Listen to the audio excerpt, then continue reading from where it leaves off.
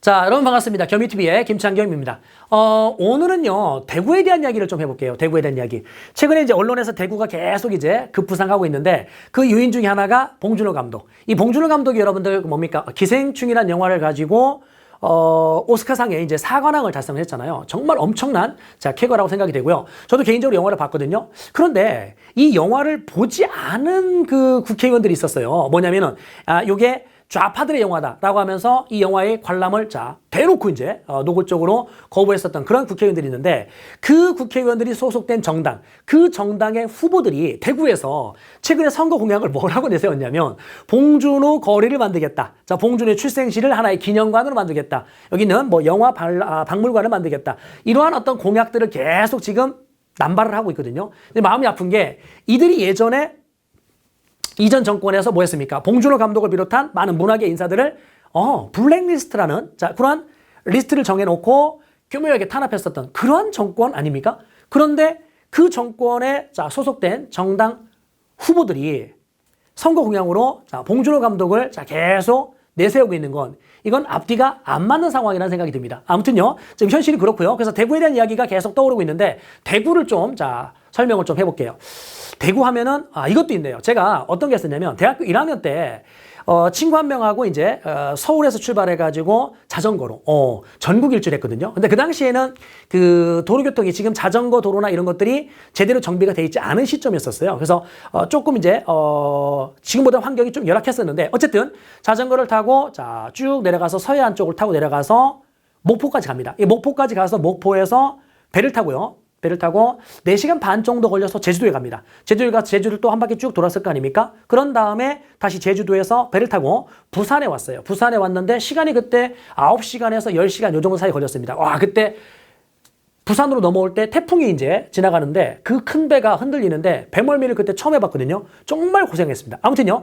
그래서 이렇게 부산에 도착을 해서 동해안 쪽을 타고 쭉 이렇게 이제 넘어오는 이런 코스 한 20박 21일인가 뭐 이 정도 이제 탔었던 것 같은데 엄청 힘들었어요. 왜? 엉덩이가 나중에는 아프더라고요. 너무 오래 타가지고. 아무튼 이런 얘기를 누구한테 하냐면 N수생들을 수업하다가 애들이 이제 좀 나른해지고 좀 지치고 이랬을 때 내년도에 너희들이 대학에 합격을 했다라면 내년 또 이맘때쯤에 뭘 하고 있을지, 그리고 방학 때 뭘 할 건지, 그런 것들을 한번 상상을 하면서 이 힘든 시기를 넘겨라 라고 이제 중간에 가끔 해주거든요. 그래가지고 제주도를 아니요 뭐 전국 일주를 했었던 이 그 경험담을 이야기를 해줬는데, 제가 이제 목포에서 배를 타고 4시간 반, 그 다음에 부산에까지 오는데 9시간, 10시간 뭐 이 정도 걸렸잖아요.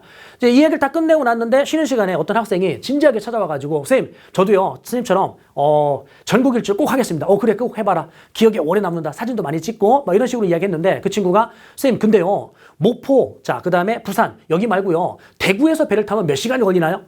이렇게 물어보는 거예요. 와, 그래서 지금 이게 웃겨야 되는 상황이에요, 여러분들. 대구에서 배를 타면은 제주도까지 몇 시간이 걸립니까? 라고 물어봤을 때 이게 웃긴 상황이 돼야 된다니까요?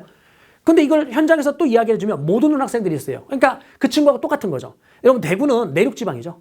내륙지방입니다. 그러니까 배가 제주도까지 갈 수 있는 배가 없습니다. 됐죠? 그래서 그 친구한테, 야, 거긴 내륙지방이야. 이렇게 이야기하면 또 상처를 입을까봐 뭐라 했냐면, 혹시 탐구 과목 뭐 하니? 또 하나 과목은? 그랬더니, 지리를 한답니다. 어머나, 큰일 났네. 지리를 하고 있는데 대구가 내륙지방이라는 걸 모른다? 이거는 게임 끝난 거죠. 그래서 쌤은 잘 모르겠다. 대구에서는 안 타봐서. 대구에서 배를 안 타서 잘 모르겠으니까 지리 선생님한테 한번 물어봐. 대구에서 몇 시간 정도 걸리는지. 그럼 이제 사실을 알게 될 거니까. 아무튼 그렇게 이제 마무리한 경험이 있습니다. 대구와 관련된 이건 뭐 여담이었었고요. 이제 시험과 관련된 걸 이제 이야기해야 될 거 아닙니까? 그래서 시험과 관련된 거에서는 1907년 김광재, 서상돈 이런 분들을 중심으로 해서 국채보상 기성회라는 게 만들어졌고, 국채보상 운동이 시작된 곳이 바로 대구입니다. 그래서 국채보상 운동은 제가 하나의 영상으로 또 만들어 놨기 때문에 그 부분을 함께 시청을 하시면 좋을 것 같고요. 두 번째 또 시험에 나올 만한 게 뭐가 있냐면 김충선. 이 김충선의 묘가 여기 대구에 있어요.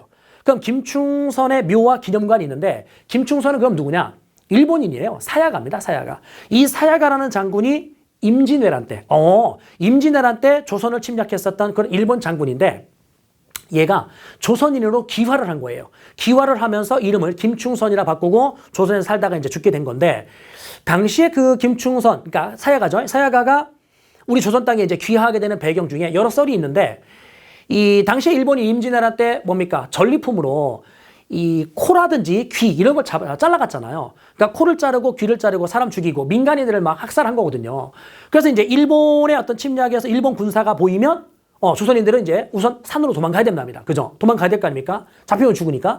그래서 여기 있는 어느 마을에 일본이 사야가가 이제 병사들 이끌고 들어왔는데, 청년 하나가 혼자 도망가도 분명히 이제 잡힐 것 같은데 뒤에 노모를, 엄마를, 나이 드신 엄마가 거동이 좀 불편했는지 등에 업고 아둥바둥 막 뛰는 장면, 이 모습에 감명을 받은 겁니다. 와, 어떻게 자기 혼자 사는 게 아니라 엄마까지 살리겠다라고 저렇게 등에 업고 뛰는 장면, 정말 효성스러운 나라다. 이렇게 효성스러운 나라를 내가 침략했다니, 야, 내가 잘못했다. 안 되겠다. 귀화하자. 이게 이제 귀화의 배경 중에 여러 썰 중에 하나랍니다. 어쨌든 그 김충선이 조선에 귀화해서 이제 조총부대라든지 이런 것도 훈련하는 교관 역할을 해줬고, 조선에서 이제 살다가 죽은 거죠. 그 묘가 대구에 있습니다. 그러면 국채보상 국채보상 운동, 두 번째는 김충선의 묘와 기념관 됐죠? 그 다음에 세 번째 그나마 나오는 게 뭐냐면, 이 광복단이라는 단체가 있었고 조선국권회복단이라는 단체가 있었거든요. 그래서 광복단이라는 단체, 조선국권회복단이라는 단체, 이게 1910년대 무장단체예요.